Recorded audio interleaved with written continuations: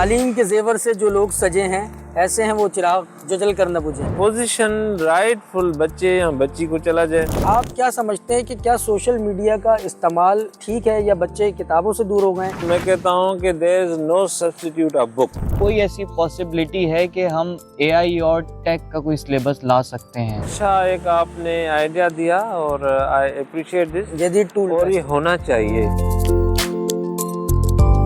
Türkiye के मुकाबले में कराची के एजुकेशनल सिस्टम ज़्यादा बेस्ट है मेरे हिसाब से। हम लोग स्ट्रीट्स में गुजरते थे तो सारे लोग वहाँ के टर्की के लोग बहुत खुश होते थे कि हम पाकिस्तान से हैं। मुझे बहुत याद आ रहा है कि मैं दिल चाहता है कि मैं वापस चली जाऊँ, इतना याद आ रहा है। अच्छा दोबारा भेज दें सर। ये बच्चे जो है बहुत आ रहे हैं। हम बच्चों को वो इम्तिहान लें जो हम कैम्ब्रिज के स्टैंडर्ड से भी आगे जाएं। इम्तिहानात होते हैं तो एक शोर मचता है नकल माफिया के हवाले से। क्लासरूम अच्छा बनाए, टीचर अच्छा बनाए, बुक्स अच्छे बनाए, बच्चों को रियलाइज करें नॉलेज इज पावर, फिर होगा ही। तो ऐसे इनिशिएटिव हुकूमत को भी चाहिए, बोर्ड को भी चाहिए कि लेते रहें। वानिया से गवर्नर मिलके इज्जत महसूस कर रहा था। ब्लैक लिस्ट स्कूल है, इसलिए मैट्रिक बोर्ड जो है वो उसकी वजह से इनके नंबर माइनस कर लेगा। तो अनफेयर मीन्स में चले जाएंगे, बाकी ये चीज़ नहीं।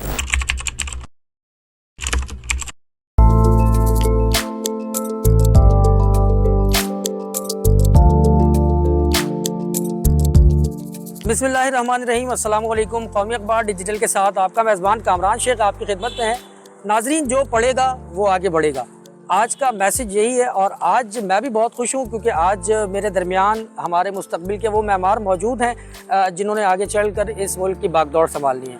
सानवी तालीमी बोर्ड कराची के तहत साल 2025 में जो नतीजा आया मैट्रिक क्लास का, उसमें जिन तलबा तालबात ने पहली पोजीशन हासिल की, पहली दूसरी तीसरी, और जो तलबा टॉप पोजीशंस पर रहे, वो आज मेरे दरमियान अपने वालिदैन के हमरा मौजूद हैं। और बाइस फ़ख्र बात यह है कि रवां साल तारीख़ में पहली बार यानी साल 2025 में इन तलबा तालिबात को पूरे पाकिस्तान से वफाकी हुकूमत की जानिब से टर्किया के विज़िट पे भेजा किया और ये बच्चे वहाँ पर होकर आए। इनका तजुर्बा वहाँ कैसा रहा और इन्होंने यहाँ पर जो पोजीशन हासिल की, कितनी मेहनत की, क्या कारकर्दगी रही, इनके वालिदैन से भी हम बात करेंगे।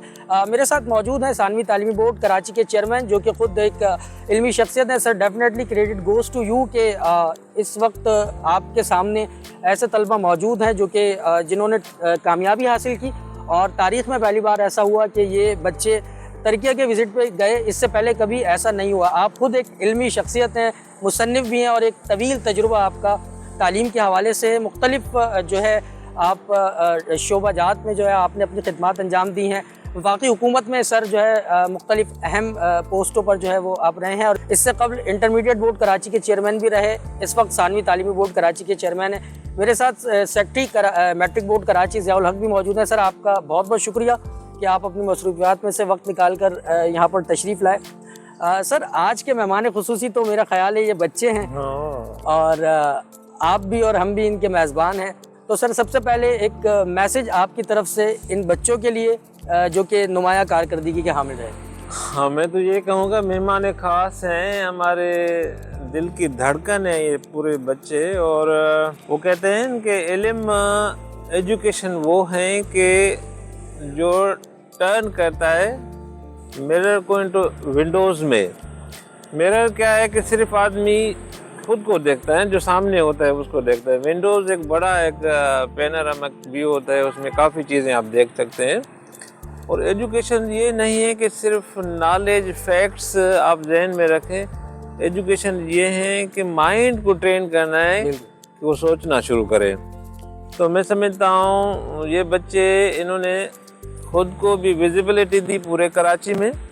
जो पोजीशन होती है उसमें किसी का अमल तक पहले भी नहीं रहा होगा, लेकिन हमने पूरी कोशिश की कि पोजीशन राइटफुल बच्चे या बच्ची को चला जाए।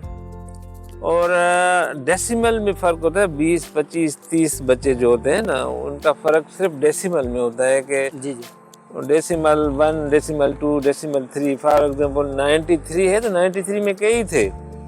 अच्छा, डेसिमल 1 में, फिर 2 में, 3 में, ये देखो, ये होता है अल्लाह ताला की तरफ से कि किस बच्चे या बच्ची को वो कराची या किसी और शहर में पूरे उन लोगों में आगे लेके आना चाहता है। तो ये बच्चे हैं, इनकी पोजीशन लेने से ये मालूम होता है कि इनके वालिदैन ने, इनके टीचर्स ने इनको सपोर्ट किया होगा चीज़ों को समझने के लिए, तालीम हासिल करने के लिए, और वो एडिशन है। लेकिन सारा डिपेंड होता है कि बच्चों की कमिटमेंट कितनी है अपनी तालीम के साथ ना, कितनी रातें उन्होंने जागी हैं, जाग के चीज़ों को समझा है।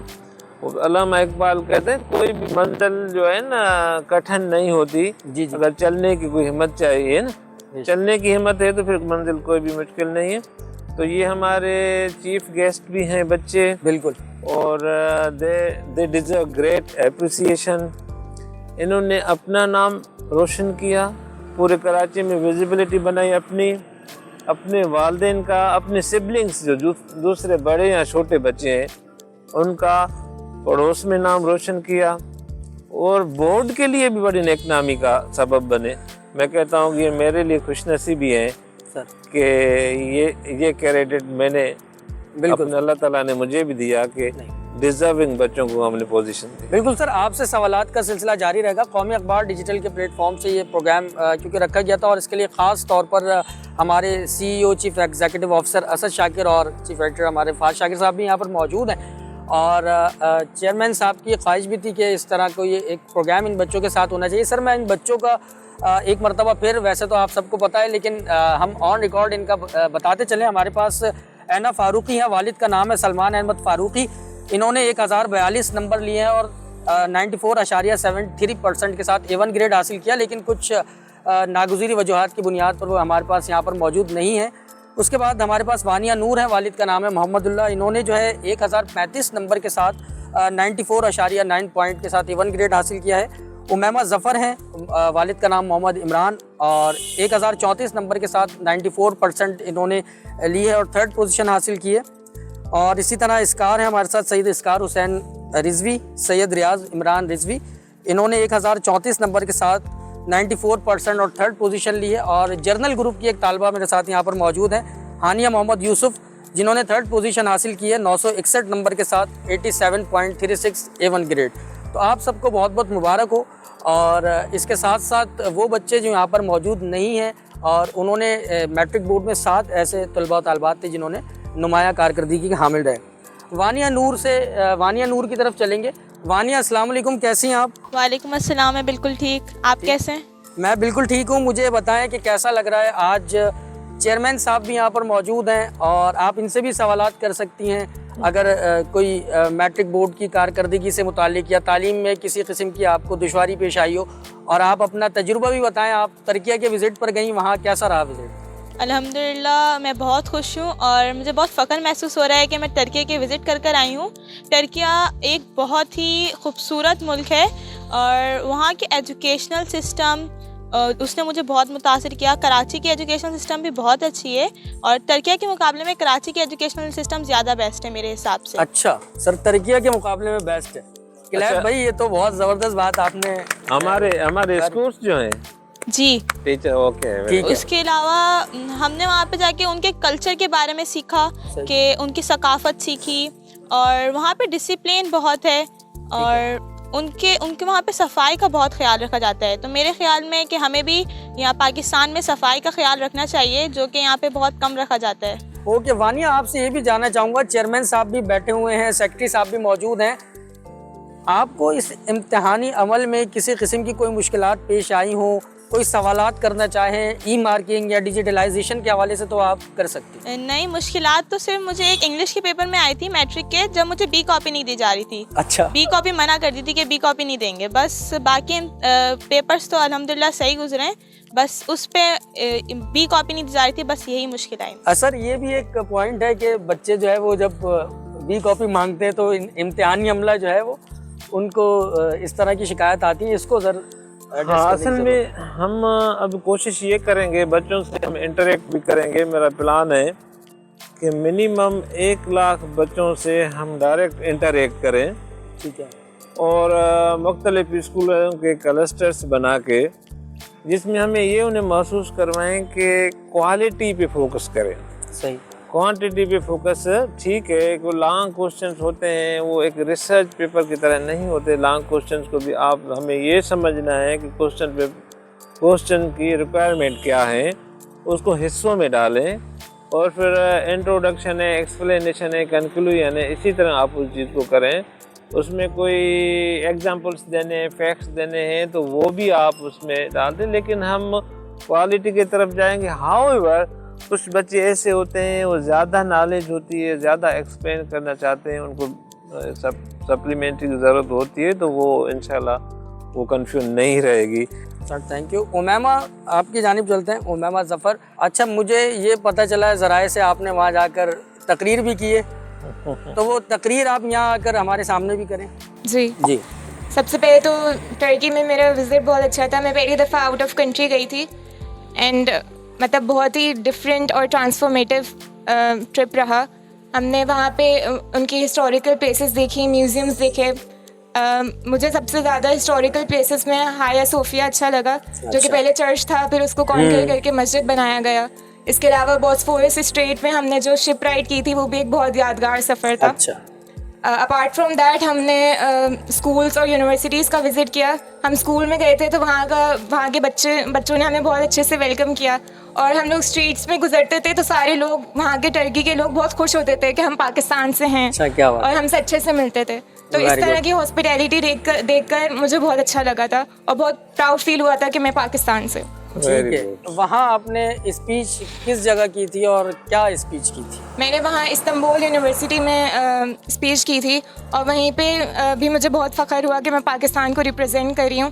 और वहाँ पे हमें 2 दिन हुए थे उस टाइम पर टर्की में, तो मैंने उन्हीं 2 दिनों के बारे में उनसे शेयर किया था कि कैसा रहा। ठीक है, हमारे पास सैयद इसकार यहाँ मौजूद हैं। इसकार कैसे हैं आप? अस्सलाम वालेकुम। वालेकुम सलाम। मैं बिल्कुल ठीक हूँ, आप कैसे हैं? अच्छा, क्या मैं बिल्कुल ठीक हूँ। आज आप मौजूद हैं अपने वालिदैन के साथ। बहुत सारे बच्चों ने एग्ज़ाम दिया होगा, 2-2.5 लाख बच्चों ने, लेकिन आप चंद एक यहाँ पर मौजूद हैं, तो फ़ख्र भी महसूस हो रहा होगा, खुशी भी महसूस हो रही होगी। आगे क्या करना चाहते हैं?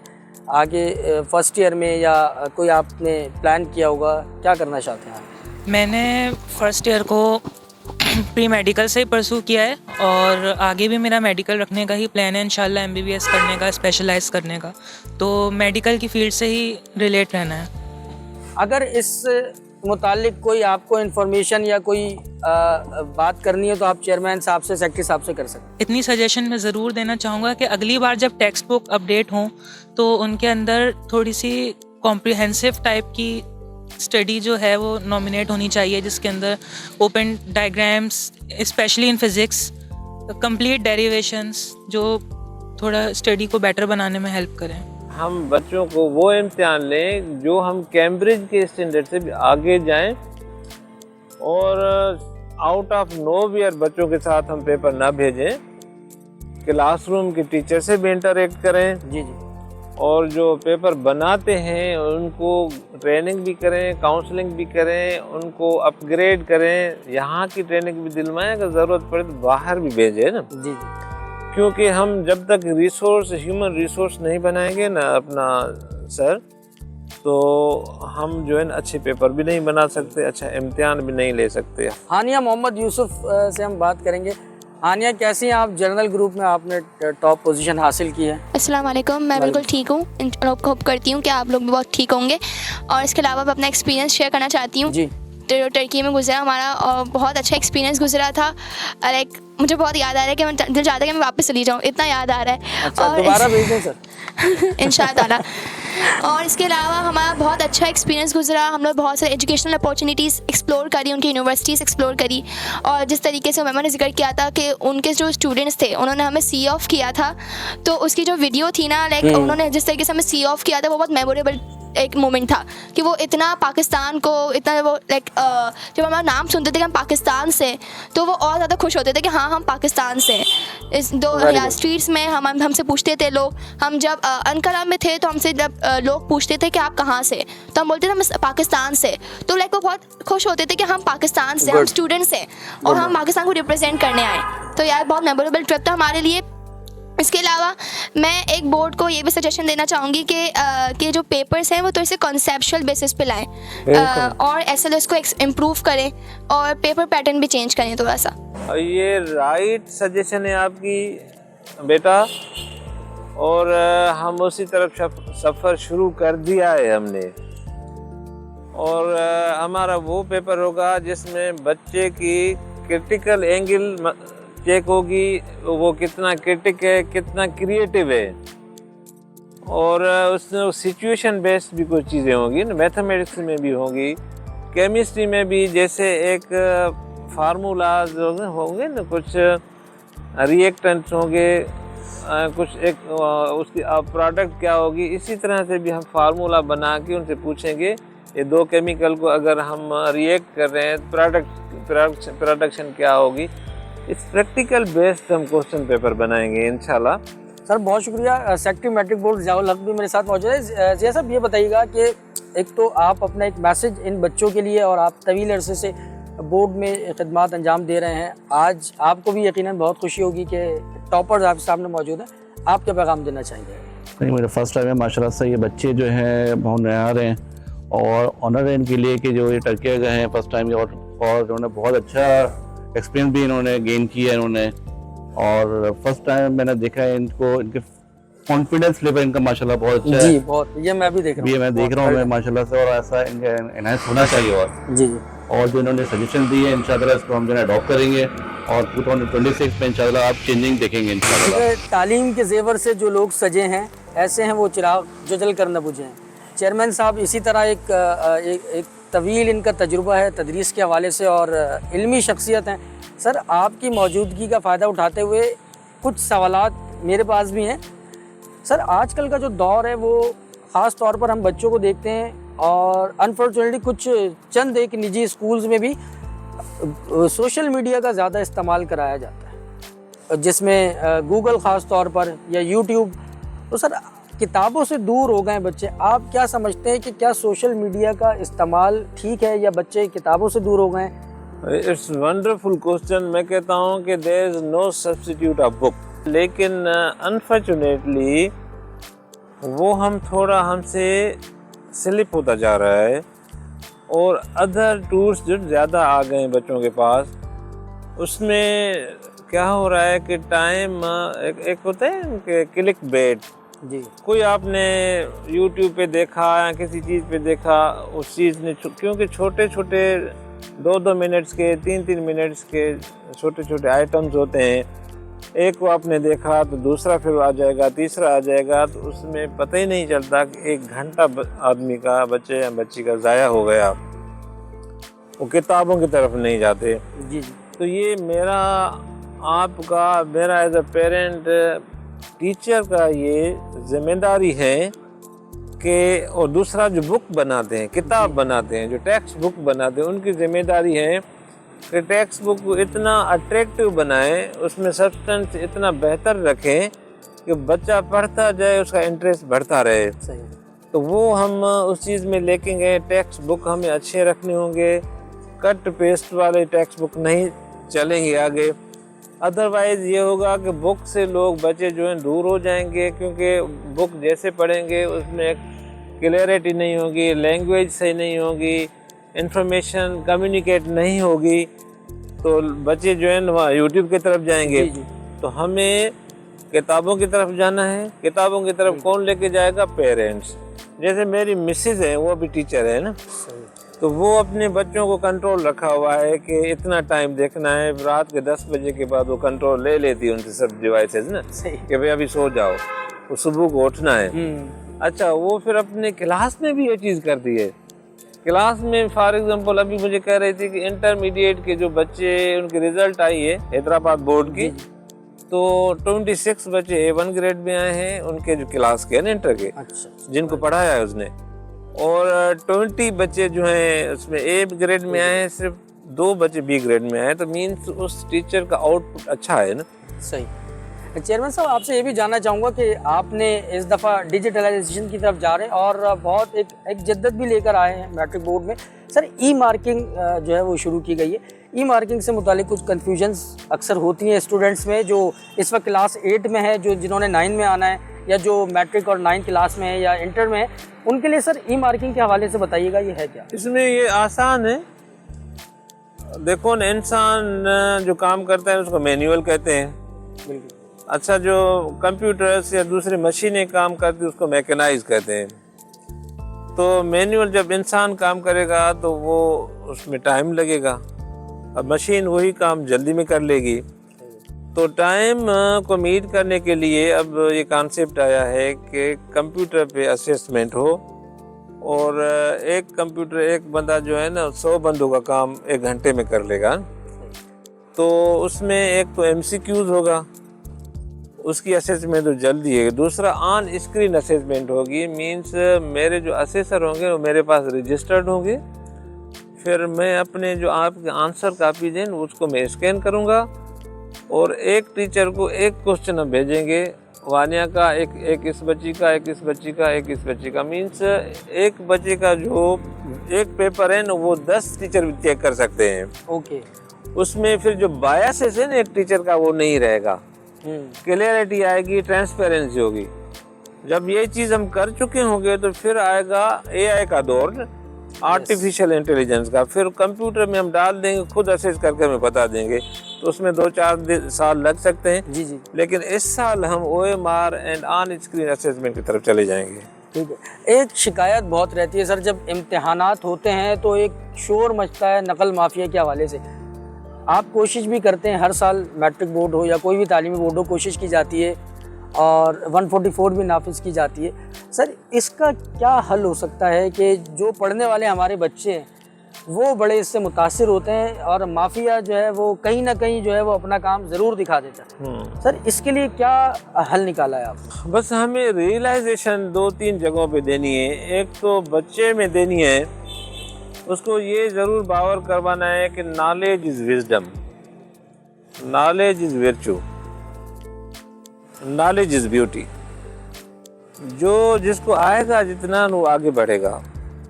बच्चों को ये महसूस करवाना है और टीचर को ये महसूस करवाना है कि टीचिंग इज़ डिवाइन। जो नॉलेज है ना वो पावर है, नॉलेज इज़ पावर। नकल माफिया को आप कंट्रोल कर सकते हैं मैकेनिकली, लेकिन जब तक आप अपना क्लासरूम अच्छा नहीं बना दें। फॉर एग्जाम्पल लोग नकल क्यों करते हैं? क्योंकि हम क्लासरूम में अच्छा नहीं पढ़ सके ना। अगर क्लासरूम में अच्छा पढ़ चुके होते तो नकल की जरूरत ही नहीं है। बिल्कुल ऐसे। क्लासरूम अच्छा बनाए, टीचर अच्छा बनाए, बुक्स अच्छे बनाए, बच्चों को रियलाइज करें नॉलेज इज पावर, फिर होगा ही।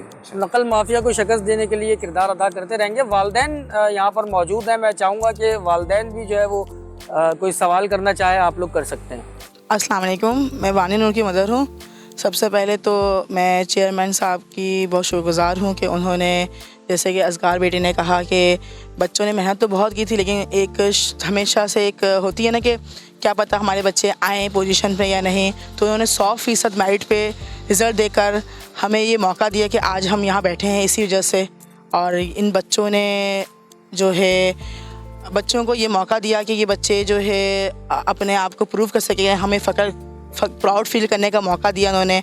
और सबसे पहली बात ये कि जैसे कि मिनिस्ट्री ऑफ एजुकेशन का बहुत बहुत शुक्रिया कि इन बच्चों को टर्की भेजने के लिए उन्होंने भेजा, एक एजुकेशनल ट्रिप के लिए, जिसके हवाले से हम फैमिली तो बहुत प्राउड फील कर रहे हैं, साथ हमारे रिलेटिव, इनके उस्ताद, असतज़ा, ये सारे प्राउड फील कर रहे हैं कि हाँ वानिया जैसी बच्ची टर्की होके आई है, जो कि एक औरंगी टाउन की बच्ची है।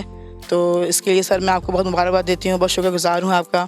तो इस हिसाब से मैं मुतमईन हूँ कि आगे जो है इनका फ्यूचर भी इंशाल्लाह आगे भी ब्राइट ही होगा। उम्मीद करती हूँ, बस आप लोग भी दुआ करें कि इंशाल्लाह आगे ही बच्चों का, सब बच्चों के फ्यूचर ब्राइट हो। शुक्रिया, जज़ाकल्लाह। इसमें मैं एक गुजारिश करूँ, जो कुछ ऐसे फिलंथ्रापिस्ट हैं लोग जिन्होंने ये कहा है कि जो आगे वाली एजुकेशन होगी ना, मैं उनसे करेस्पॉन्डेंस कर रहा हूँ कि वानिया बेटी की जो आगे वाली एजुकेशन है ना वो उनकी जिम्मेदारी होगी। जी जी, ये एक बहुत बड़ा काम ये भी है कि आज आप ये काम कर रहे हैं ना ब्रदर, ये बहुत बड़ा काम है। आप उन लोगों को आगे लेके आ रहे हैं जो तालीम में नाम निकाला है ना अपना, जो तालीम में नुमाया रहे हैं। तो ऐसे किरदारों को हम आगे लेते आएंगे तो लोग इस तरह की बातों सुनने की हैबिट होगी उनको। जी जी।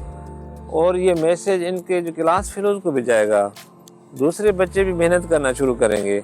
तो हम पॉजिटिव को ज़्यादा दिखाएं तो लोग पॉजिटिव की तरफ चले जाएंगे। तो मैं बड़ा मशकूर हूँ आपका, आपके इस honours, I am really thankful to you कि हम नाचीज़ों को यहाँ आप लोगों ने बुलाया we are very much humble.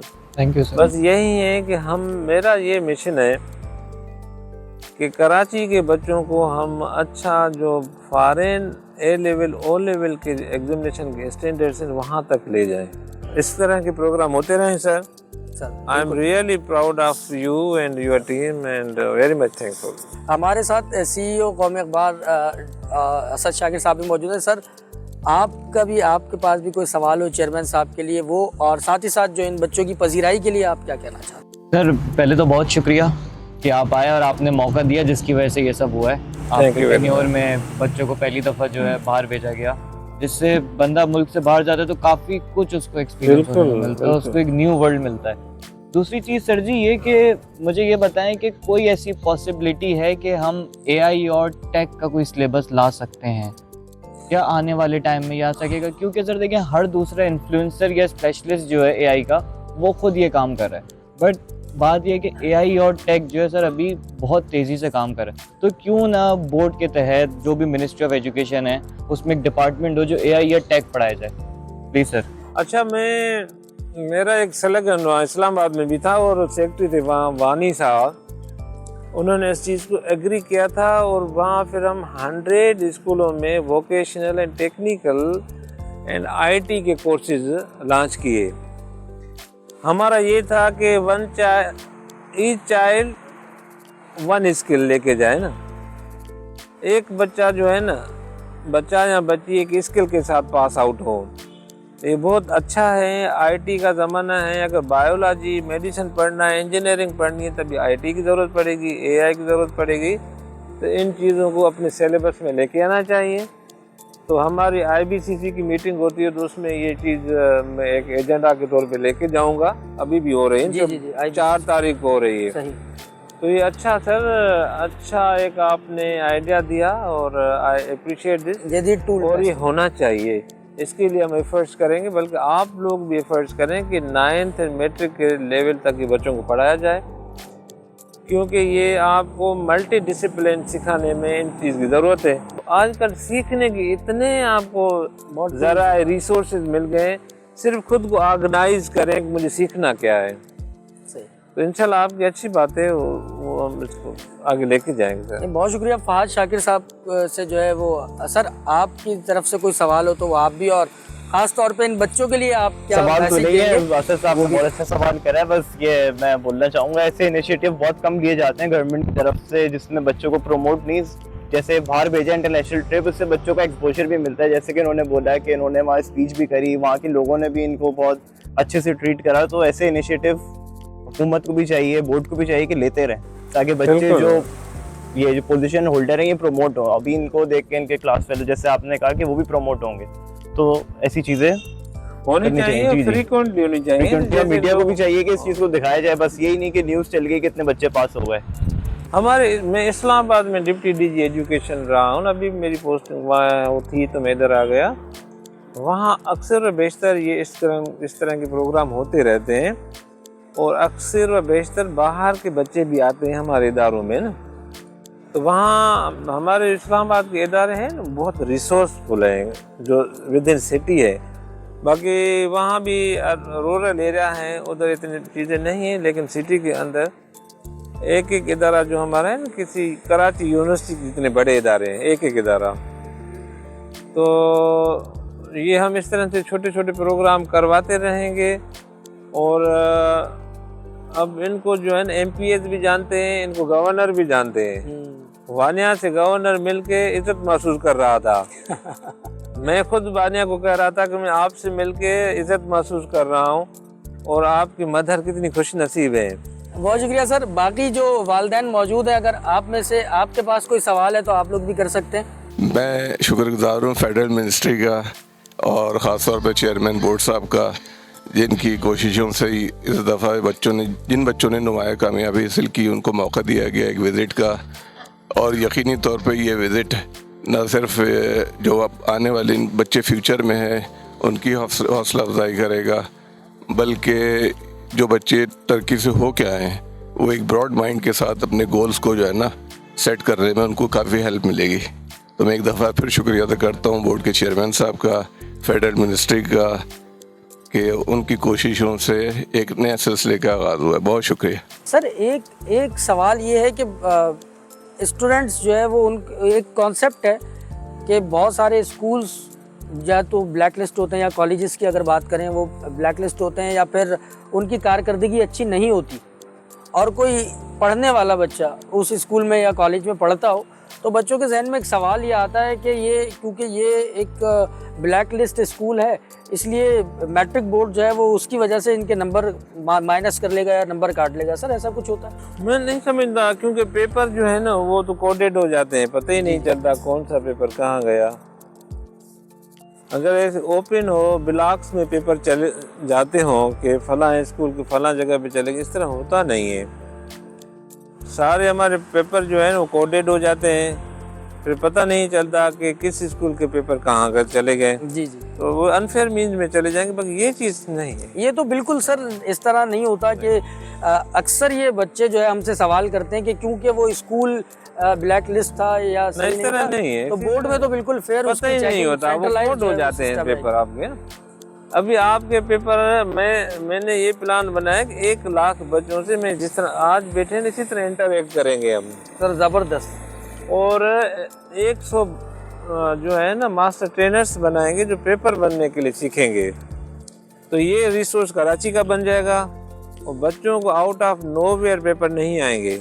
Sir आखिर में सेक्रेटरी साहब आपसे जानना चाहूँगा कि जो इम्तिहानी निज़ाम है हमारा, कहीं ना कहीं कोई ना कोई खामियाँ इस वक्त भी ज़रूर हैं, उसके लिए आपकी तरफ से कोई मशवरा, कोई सजेशन जो आप अपनी तरफ से बेहतरी लाना चाहते हैं, या सर को या सिस्टम कोई मशवरा देना चाहते हैं? इम्तिहानी निज़ाम में हम बेहतरी कर रहे हैं, और सबसे बड़े मेन फैक्टर ये है कि जो सेंटर्स के हवाले से हम बहुत अच्छे बना रहे हैं, जिसमें गुंजाइश ज़्यादा हो, हर चीज़ अवेलेबल हो बच्चों के लिए, ताकि वो जो कॉन्सेप्ट बच्चों के लिए ब्लैक लिस्ट हैं उन चीज़ों को ख़त्म कर रहे हैं। और इंशाअल्लाह नेक्स्ट एग्ज़ाम में आप देखेंगे कि सेंटर्स भी आपको अच्छे इसमें नज़र आएंगे आपको, और ऑल फैसिलिटीज़ में अवेलेबल होंगी इंशाअल्लाह ताला। और जिसकी वर्किंग हमने स्टार्ट कर दी है सर की विजन के मुताबिक, इंशाल्लाह आपको अच्छा अभी सेंटर्स के हमारे जो रूल्स हैं, प्रोसीजर्स बने हुए हैं, उसमें ये लिखा हुआ है कि पहली प्रायोरिटी हमें उस स्कूल के देनी है जो स्पेशस हो, ट्रेन टीचर हो, फर्नीचर अवेलेबल हो, वो हम मार्क कर रहे हैं। दूसरा ये है कि स्पेशस हो, उसमें स्पेशस की कंडीशन है, ट्रेन टीचर हो, फर्नीचर नहीं है तो फर्नीचर उधर हम हायर कर लेंगे। तीसरी कंडीशन में है कि स्पेशस हो, ट्रेन टीचर नहीं, फर्नीचर है तो थर्ड कैटेगरी में आएंगे। तो हम पूरी कोशिश करेंगे तो फर्स्ट कैटेगरी वाले सेंटर्स बनाएं। सर बहुत बहुत शुक्रिया। सबसे पहले matric board Karachi, chairman matric board Karachi secretary साहब, आप यहाँ तशरीफ़ लाए अपनी मसरूफियात में से वक्त निकाल के, और इन बच्चों के लिए, और क्योंकि आज के मेहमान खुसूसी आप ही हैं, और वालिदैन का आप सबका बहुत शुक्रिया कि आप वक्त निकाल कर यहाँ पर आए, आपने हमें जो है मेज़बानी का मौका दिया। सर इसके साथ साथ मैं जो है आपको इजाज़त चाहूँगा। Thank you very much secretary साहब। सर और साथ साथ हमारे CEO कौमी अखबार जनाब असद शाकिर साहब और फाज शाकिर साहब, आपका भी सर बेहद शुक्रिया कि आप यहाँ तशरीफ़ लाए। इस तरह के प्रोग्राम जो है वो हमारी कोशिश होगी कि इन बच्चों के साथ, वालिदैन के साथ, और आइंदा भी हम जब ये बच्चे, मुझे उम्मीद है कि आप जब फर्स्ट ईयर में जाएंगे और जब इंटर करेंगे तो मुझे उम्मीद है कि आप हमारे साथ इस तरह यहाँ पर बैठे होंगे। इस उम्मीद के साथ कि अपना बहुत ख्याल रखिएगा। अपने मेज़बान कामरान शेख को इजाज़त दीजिए। अल्लाह हाफ़िज़। Thank you.